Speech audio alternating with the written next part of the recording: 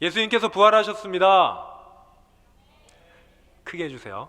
예수님께서 부활하셨습니다. 아멘. 우리는 그 증인들입니다. 여러분이 다 증인들이죠. 오늘 거기에 대해서 좀 이야기를 해보려고 하는데요. 오늘 본문에는 예수님께서 부활하신 사건의 증인들이 나오는데 3명이 나옵니다. 누구냐면 먼저 우리가 가장 먼저 발견하는 막달라 마리아, 이 여인에 대해서 우리가 좀 이따 살펴보기로 하고요. 그리고 여러분들이 잘 아는 베드로, 또 오늘 본문에는 예수님께서 사랑하시던 제자, 이 제자는 결론적으로 말하면 요한입니다. 요한복음을 쓴 자신, 요한입니다. 오늘 본문을 보면 가장 먼저 빈 무덤을 발견한 사람이 누굽니까? 성경 읽을 때 잘 읽으시죠? 가장 먼저 발견한 사람은 막달라 마리아입니다. 오늘 본문에 보니까 누가복음 8장 2절에 보면 막달라 마리아는 예전에 7 귀신 들렸던 여인인데 예수님께 고침을 받았던 사람입니다.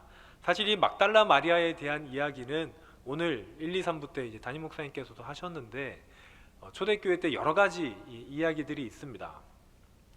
예수님께 죄 용서받은 돌에 맞아 죽을 뻔한 창녀가 막달라 마리아다라는 이야기를 5세기의 그레고리우스 교황이 이야기를 하기도 했고요. 초대교회는 그걸 정설로 받아들였었습니다. 성경에는 나와 있지 않지만 사람들은 그렇게 좀 죄 많고 힘들고 어려운 상황에 있었던 여인들을 막달라 마리아와 결부시키곤 했습니다. 어쨌든 성경에서 발견할 수 있는 마리아의 흔적은 딱 이거 하나예요. 7 귀신 들렸다가 예수님께 고침받은 여인. 그런데 이 막달라 마리아가 굉장히 초창기부터 예수님을 따라다닌 여인입니다. 그래서 여인들의 이름이 나올 때 빠지지 않고 등장하는 사람, 막달라 마리아이죠. 어찌 보면 제자들보다 예수님을 더 잘 따랐고 더 예수님의 의미를, 뜻을 잘 알았던 사람이 막달라 마리아이기도 할 겁니다. 마리아가 주님의 무덤에 간 때는 언제냐면 오늘 본문을 보니까 안식 후 첫날 새벽입니다. 유대인들이 율법상 이 안식일에는 장례를 할 수가 없거든요. 움직일 수도 없습니다. 무거운 걸 들 수도 없고. 그러니까 장례를 치르려면 안식일이 지나야 됩니다. 유대인들의 하루는 언제 시작하냐면 저녁이 시작하거든요.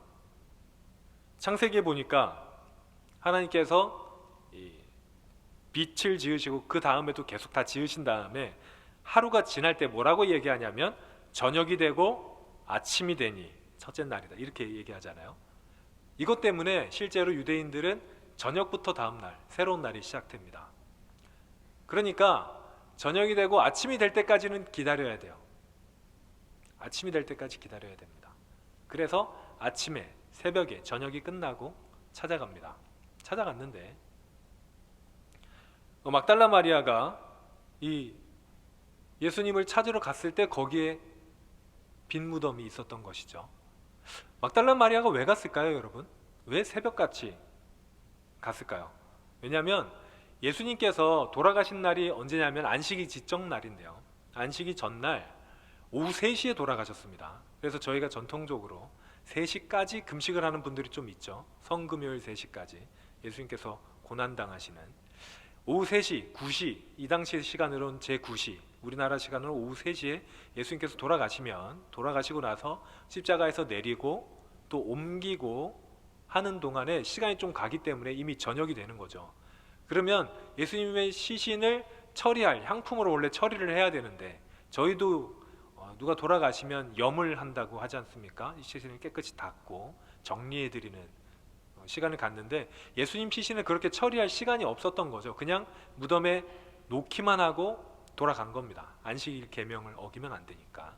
그리고 안식일이 끝나자마자 새벽같이 막달라 마리아가 그쪽으로 간 거죠. 그래서 마가복음에 보면 막달라 마리아가 안식일 다음 날, 7번째 날인 안식일 다음 날, 그래서 교회에서는 이 날을 제8일이라고 하는데 제8일에 무덤으로 찾아간 것은 예수님의 시신을 향품으로 처리하기 위해서입니다. 왜 8일이라고 그럴까요, 여러분? 일주일은 7째인데 왜 8일이라고 할까요? 제8일. 제8일이란 말을 어디에서 들으신다면 여러분 기억하셔야 되는 게 그날이 부활절이라는 겁니다. 왜냐하면 다른 때 같았으면은 첫날이죠. 7번째 날 다음엔 첫날이 됩니다. 그런데 제8일은 새로운 창조가 일어난 날, 새로운 생명이 나타난 날. 그래서 막달라 마리아가 무덤에 간 날은 안식일 다음 날 제8일입니다. 제8일에 부활의 새벽에 마리아는 예수님의 첫 증인이 됩니다. 마가복음 16장 9절에 보니까 마리아가 예수님을 만난 것이 기록이 되어 있습니다. 오늘 본문에는 나타나지 않죠. 마리아가 예수님께서 살아나신 다음에 마리아가 예수님을 만나는 장면이 기록이 되어 있습니다. 예수님께 마지막까지 향품을 바르기 위해서 나갔던 마리아는요, 빈 무덤도 처음 봤고 예수님도 처음 봤습니다. 첫 증인 막달라 마리아이죠. 안식 후 첫날, 오늘 본문 20장 1절을 보니까 안식 후 첫날 일찍이 아직 어두울 때래 막달라 마리아가 무덤에 와서 돌이 무덤에서 옮겨진 것을 봤다라고 되어 있습니다. 그 당시 무덤은 여러분 뭐 잘 보시겠지만, 만약에 무덤을 상상이 안 되신다면 지금 우리 교회에 좀 약간 어색하지만 만들어져 있습니다. 일교육관 앞에 보면 까만 비닐봉지로 이렇게 덮여져 있는, 혹시 보신 적 오늘 보셨나요? 못 봤군요. 가서 보십시오. 그리고 저희 교회 기도원에도 빈 무덤이 마지막 그 십자가의 길 코스로 있죠. 한번 같이 갔으면 좋겠는데, 나중에 돌이 굴려져 있었습니다. 이 굴이 있고 앞에 큰 돌로 막아놨거든요. 성경에 보면 로마인들과 대제사장들이 웬만하면 사람이 움직일 수 없게 큰 돌로 막아놓고 경비원들이 지켰다라고 되어 있습니다. 그런데 그 돌이 굴려져 있는 것을 보게 됩니다. 교회에서는 그 앞에 입구가 굴려져 있는 돌을 빈 무덤이라고 하죠. 그런데 좀 재밌는 게 왜 빈 무덤일까라는 거죠. 예수님께서는요, 나중에 갑자기 제자들이 그 문 닫힌 방에 갑자기 호련히 나타나시거든요. 그러니까 예수님이 돌문을 열고 나갈 필요가 없습니다. 예수님이 나가시려고 돌문을 연 게 아니에요. 무덤이 열려져 있는 이유는 제자들에게 보이기 위해서입니다. 사람들에게 보이기 위해서 무덤이 열린 겁니다. 그럼 무덤 안에는 세마포가 2개가 따로 떨어져 있었는데, 하나는 예수님께서 누우셨던 곳에 있었고 하나는 머리를 감싸셨던 건데 조금 떨어진 데 있었습니다. 예수님께서 굳이 세마포를 안 가지고 가실 필요도 없고 굳이 그렇게 놔둘 필요가 없는데 왜 딱 그 빈 무덤에 그렇게 놔두고 가셨을까요? 우리 보라고, 제자들이 보고 예수님이 살아나셨다는 것을 확인하라고. 자, 마리아가 이제 돌문이 굴려지고 예수님이 없는 것을 봅니다. 세마포가 있는 것도 보고요. 그리고 이제 돌아가서 제자들한테 알립니다. 근데 제자들이 많이 있었는데 그 중에 2제자만 뛰어가죠. 한 명이 요한이고 한 명이 베드로입니다. 여러분, 베드로와 요한 누가 나이가 더 많았을까요? 네, 베드로가 더 많았습니다. 요한이 좀 어렸거든요. 그 당시 제일 어렸는데, 그래서 그런지 같이 출발했는데 요한이 당도합니다. 요한이 먼저 가요. 먼저 갔는데 요한이 무서운 것 같아요. 입구에서 들어가지 못하고 있습니다. 제가 얼마 전에 설교하기도 했었는데, 근데 베드로는 이게 좀 단순하고 거침이 없는 사람이기 때문에 그냥 무덤 안으로 들어가서 확인하죠. 오늘 본문은 여기까지인데요. 그 다음에 이어서 요한이 들어오는데 그 뒤쪽을 보면 이들이 돌아갑니다. 이게 어떻게 됐는지를 모른 거예요. 막달라 마리아도 사실 예수님이 부활하셨다는 것을 알지 못했습니다. 이때까지 막달라 마리아가 제자들에게 한 얘기가 뭐냐면, 사람들이 주님의 시신을 어떻게 했는지 내가 모르겠다라고 이야기했거든요. 누가 치웠구나. 혹시 예수님을 싫어하는 사람이 예수님의 시신을 가지고 가서 해코지하면 어떡하지, 이런 걱정이 있었을 겁니다. 그런데 무덤 밖에서 울고 있던 마리아에게 갑자기 무덤 안에 2사람이 있는 게 보입니다. 2사람이 누구냐면 천사들이었죠. 그리고 직후에 막달라 마리아가 예수님을 만나요. 예수님을 만나고 나서 마리아는 또 증인이 돼요. 그 전에는 빈 무덤의 증인이었는데 이제 부활의 증인이 됩니다. 제자들에게 찾아가죠. 여러분, 만약에 여러분이 그 상황에 제자들이었다고 생각을 한번 해보십시오. 마리아가 와서 예수님께서 부활하셨다고 얘기를 하는 겁니다. 여러분 어떻게 생각하시겠어요? 어떤 분들은 못 믿을 거고요. 도마 같은 친구들. 어떤 친구들은 믿는데 뭔가 이상하다 라고 생각을 할 겁니다. 왜냐하면 한 번도 겪어보지 못한 일이니까요.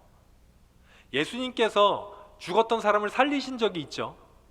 제자들은 그걸 봤습니다. 그런데 그건 항상 무덤에 가기 전 혹은 예수님이 계셨으니까 무덤에 있는 나사로도 살아났어요. 그런데 자기들은 아무도 없잖아요. 누가 누굴 살릴 수 있는 사람이 없잖아요. 그런데 예수님이 살아나셨다니까, 무덤이 비어 있다니까, 마리아가 보았다니까 믿지 않을 순 없고, 그래서 어떻게 기록이 되어 있냐면 제자들이 두려워해서 한 곳에 모여 있었다라고 이야기되어 있습니다. 여러분, 마리아가 부활하신 예수님을 만나고 그리고 빈 무덤을 보고 제자들에게 전달했을 때, 증언했을 때, 자기가 본 것을 증언했을 때, 그랬을 때 제자들에게는 아직 믿음이 들어가지 못했어요. 마리아는 이제 예수님이 살아난 것을 보았지만 제자들에게는 참된 믿음이 생기지는 못했습니다. 예수님이 부활한 걸 알지 못했어요. 그런데 시작되긴 했습니다. 아, 주님이 살아나셨나? 아니, 어떻게 된 거지? 라는 의문이 생기기 시작했습니다. 그리고 그 직후에 누가 나타나시냐면 그 모여있는 제자들의 모임에 예수님께서 나타나시죠. 여러분, 제가 말씀드리고 싶은 것은 바로 이것입니다. 만남은 증언으로 인해서 생겨납니다. 증인이 만남의 시작이 됩니다. 증언이 없으면 만남이 있을 수가 없어요. 우리 사랑하는 청년들, 한번 생각해 보세요. 여러분, 믿음을 어떻게 가지게 되셨나요? 원래부터 믿으셨나요? 아니잖아요. 제가 여러 번 물었죠. 믿음을 어떻게 가지게 되었습니까? 이거는 누군가의 증언이 있었기 때문입니다. 여러분, 마리아의 증언은 철학적인 증언이 아니었어요. 마리아의 증언은 똑똑한 증언이 아니었습니다. 마리아의 증언은 굉장히 설득력이 있는 것도 아니었습니다. 마리아의 증언은 그저 자기가 본 것을 이야기한 거였어요. 선교사님들이 우리나라에 와서 선교할 때 어떻게 복음을 전했을까요? 수천 년 동안 복음을 전했던 사람들이 어떻게 자신이 만난 하나님을 사람들에게 전했을까요? 그거는 이론이 아니었습니다. 내가 만난 하나님, 내가 본 하나님을 증언하는 것이었죠. 그래서 내가 만난 하나님을 증언하는 그 목소리에 다시 살아났다는 예수님을 내가 만났다고 얘기하는 마리아의 목소리에는요, 제자들이 무시할 수 없는 힘이 있었습니다. 직접 봤으니까요. 생각해 보십시오. 만약에 여러분이 어떤 거짓말을 한다고 생각한다면 그 말에 힘이 없어요. 말도 안 되는 거짓말을 해야 된다 그럴 때 더 힘이 없겠죠. 그런데 그 상황이 말도 안 되는 건데, 죽었던 사람이 살아났다는 이야기인데, 그런데 진짜 내가 경험했다면 그 말에 힘이 있습니다. 제가 여러분에게 묻고 싶은 게 하나 있습니다. 무엇이냐면, 여러분은 부활의 증인이 될 수 있습니까? 라는 거죠. 우리 사랑하는 청년들, 또 우리 성도님들, 여러분은 부활의 증인이 될 수 있으십니까? 아니, 내가 증인의 자격이 있습니까? 나는 부활을 믿고 있나요? 주님께서 부활하셨습니다 라고 이야기할 때 여러분의 마음에 그 확신이 있습니까? 저는 여러분의 마음에 그 확신이 생겨날 줄로 믿습니다. 왜냐면요, 이미 하나님께서 그 일을 시작하셨기 때문입니다. 단순한 증언으로 만남이 시작되고요, 만남이 우리에게 다시 증언을 불러옵니다. 마리아의 증언은 우리 제자들에게 예수님을 만나게 하였고요, 예수님과의 만남은 제자들이 증언하게 하였습니다. 하나님의 일은 필연적으로 만남과 증언이 계속해서 이어지게 하십니다.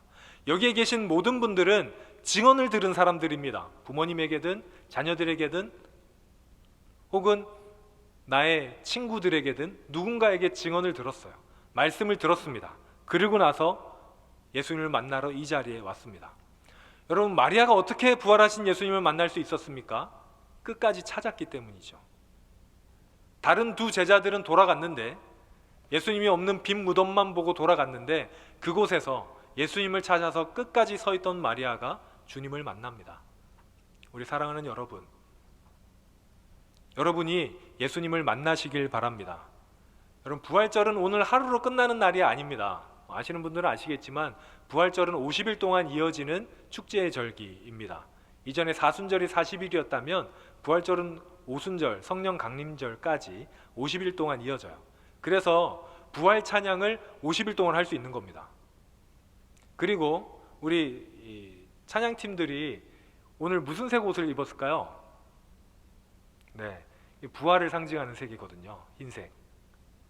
그래서 앞으로 부활절기 동안 우리 청년들도 좀 흰색 혹은 노란색, 원래 금색인데요, 제가 금색 넥타이 맸잖아요. 노란색 같죠? 네. 노란색, 금색, 흰색 이쪽으로 한번 옷을 입으셨으면 좋을 것 같아요.